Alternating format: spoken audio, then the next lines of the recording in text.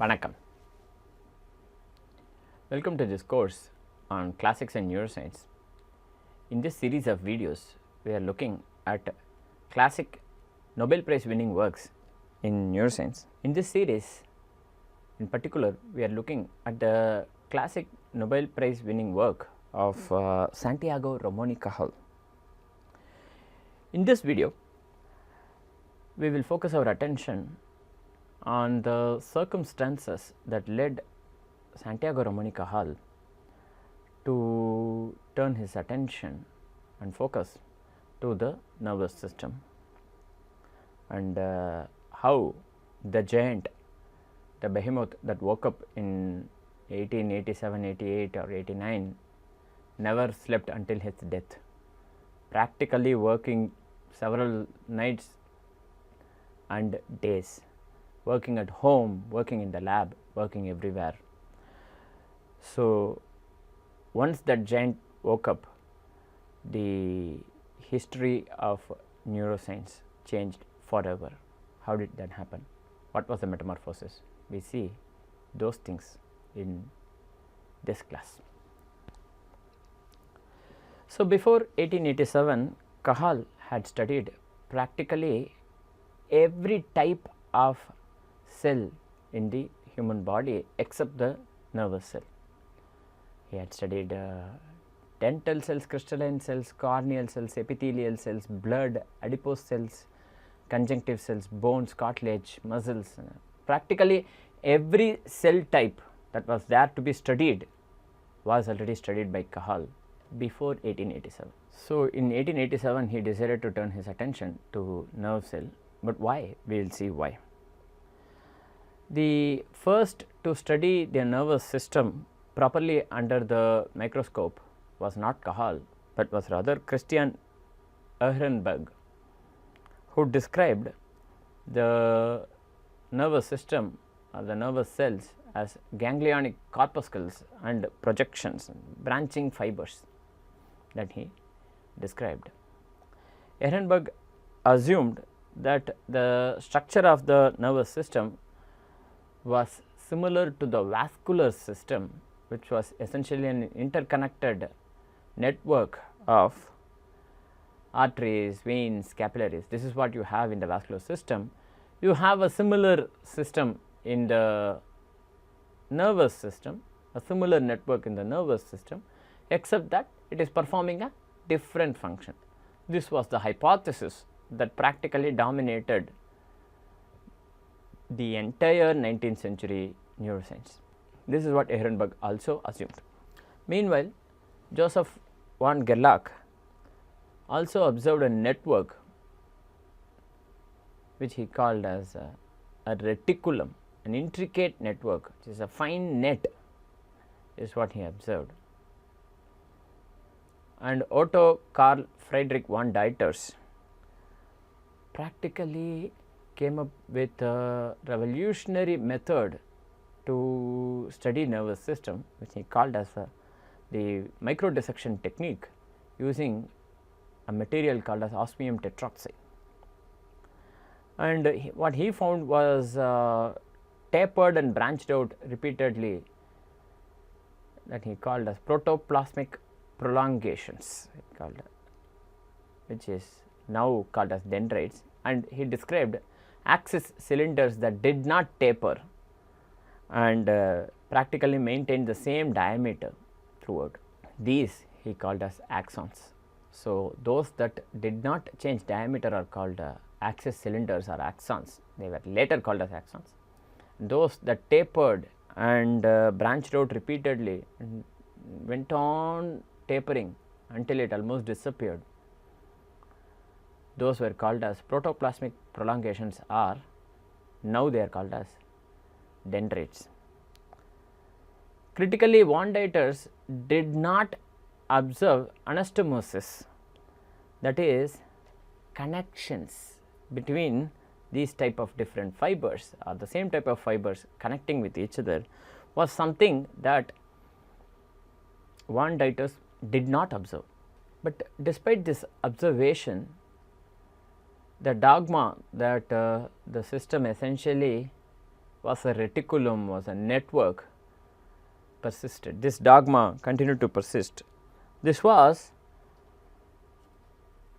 about 20 years before the birth of Cajal, if I recall correctly. Please check this. I think this was before 20 years before the birth of Cajal, or about 19 years before the birth of Cajal. So, for nearly 50 years and counting, this dogma persisted. So, such was a strong belief that people had in this dogma that no one bothered to question this.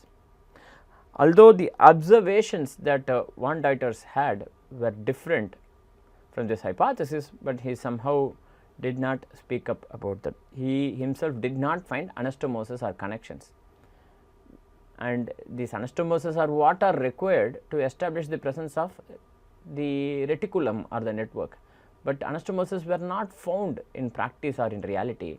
Swiss scientist Albert von Kolliker, about whom we spoke earlier, he declared in 1850 that the nervous system is the only unknowable structure of the body. In the 1880s, Cajal was using carmine and hematoxylin to study the cells of the nervous system or the neurons, and when he did that, only the neuronal cell bodies were stained, but the fibers, both the axons and the dendrites, were not stained. Cajal learned about the Golgi method to stain neurons from his colleague Louis Simaro in Jan 1887. This was a critical turning point. So, this chance meeting with Louis Simaro completely turned the career of both Louis Simaro in some sense and definitely Santiago Ramon y Cajal. But then by the time this Golgi method was considered very unreliable, whimsical, capricious, lot of uncertainty regarding the outcome. It sometimes produced stunning results, but sometimes produced practically nothing. So, people did not know what should be done to have stunning results and what should be done to avoid nothing results. This was something that nobody knew.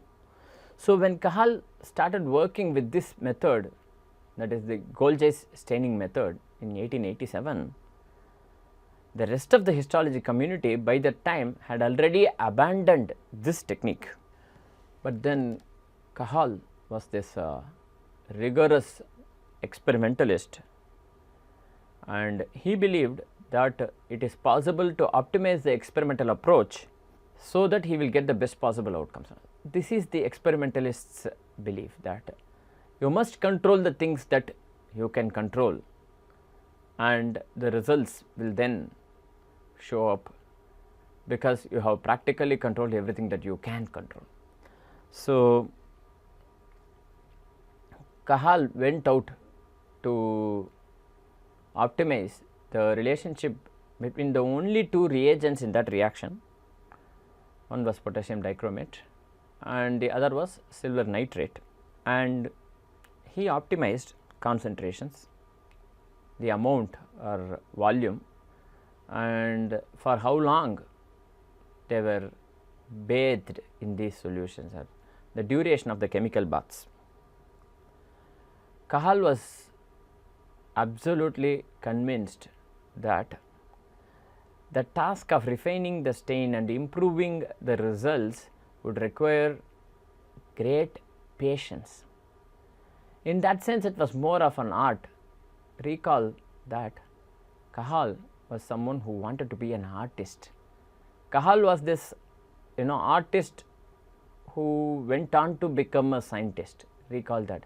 So, his patience really was one of the primary reasons why he succeeded in optimizing the Golgi techniques to such an extent that nobody else, including in some sense Golgi himself, could not optimize it to this level. such was the precision and refinement with which Cajal worked. He worked on this for several months, 6 to 8 months before he could get reproducible results. This is absolutely critical in experimental science. Your experimental results must be reproducible, must be replicable by you first. Of course, you must be able to replicate your own results, but if you are describing the method and the approach you took, others must also be able to replicate this method. That must be the rigor with which you perform the experiment, you control the experiment, and you describe the experiment, all of this.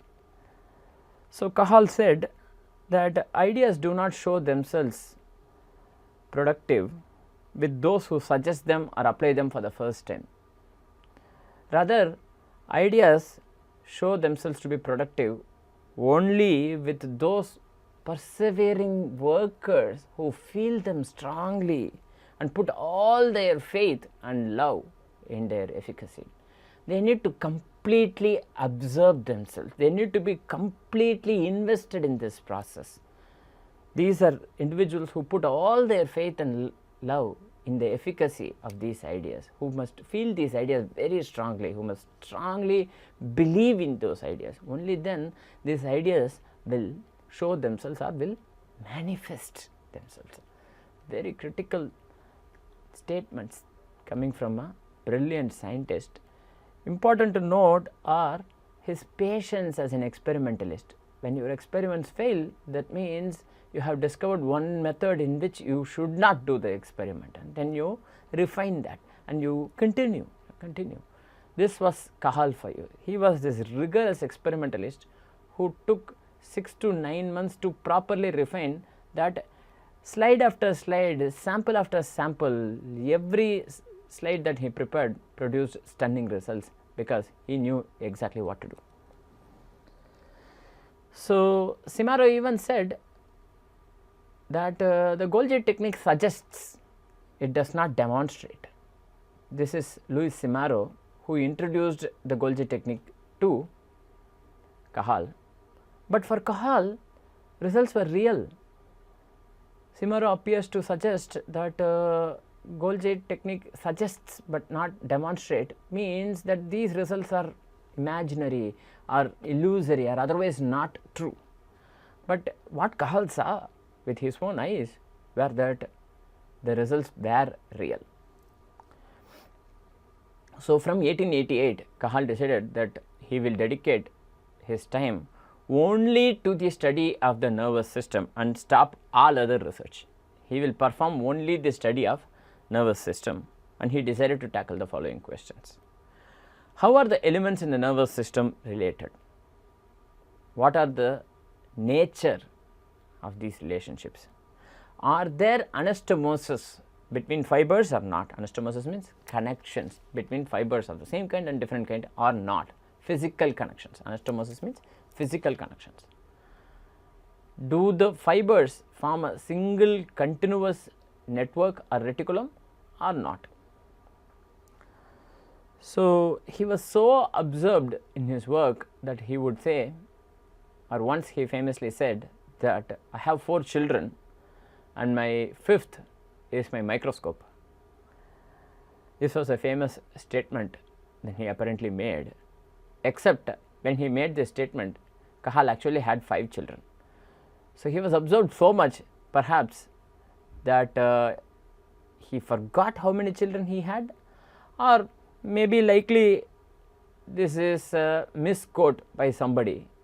It is not clear which is true, but that is not important. What is important is that he considered his microscope as one of his children. That is important. Based on all these situations, Cajal decided to turn his attention entirely to neuroscience, and these were the circumstances that led him to focus entirely on the nervous system. And when he woke up, when he started doing these studies, no one could stop him. With this, we come to the end of this video. Thank you for your attention.